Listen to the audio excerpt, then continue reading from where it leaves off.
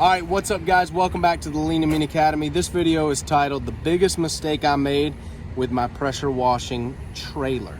All right, so before we jump into that, we did a free web class for you guys of how I took my business from zero to over $250,000 a year.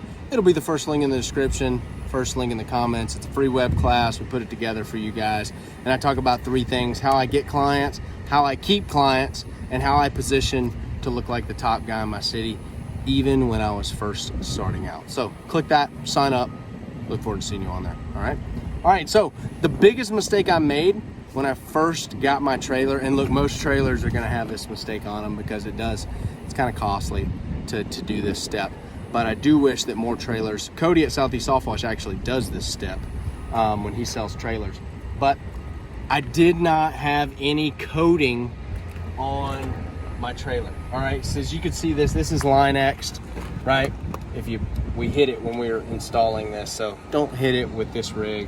It kind of peeled some up, but the rest of it is Line-X'd, and it is literally preserving this bed from rotting away to nothing. When I first had my trailer, it was just wood slats and everything was bolted onto that, and inevitably that soft wash unit is going to kind of drip sometimes whenever you're switching out, or it's still got bleach coming out of it. It's still got like a little leak or something, and it drips on that wood, and it just eats a hole. It basically turns that wood into jelly, and it eats right through it. Okay, I know Cody at Southeast Soft Wash does Herculiner on his stuff, so you could probably use that as well if you're wanting to coat your stuff. But that is the biggest mistake I made, because my whole trailer, you know, basically started rusting away. And this happens to a lot of guys, but just think, if you do this inside of a truck bed on a skid and you don't have a bed liner of some sort, like your entire truck bed's gonna rot out. It's going to happen. I'm not telling you an if, a maybe, it's gonna happen, all right? So you definitely want to Line-X it. I prefer Line-X, but probably any of them will work pretty good.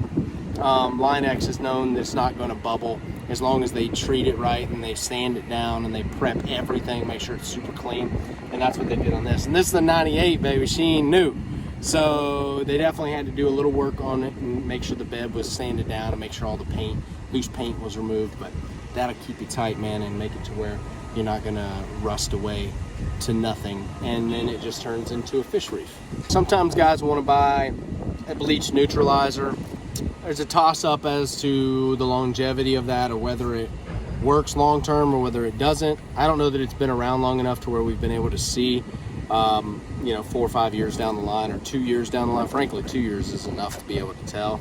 But it probably does help, but you're gonna have to downstream that after the fact onto your rig and make sure that you treat anything so where it neutralizes that bleach.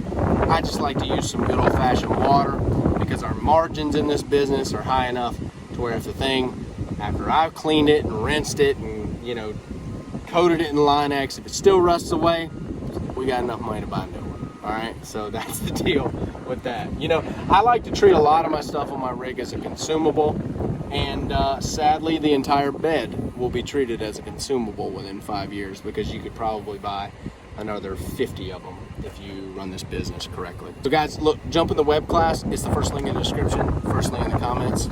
I'll see you in there.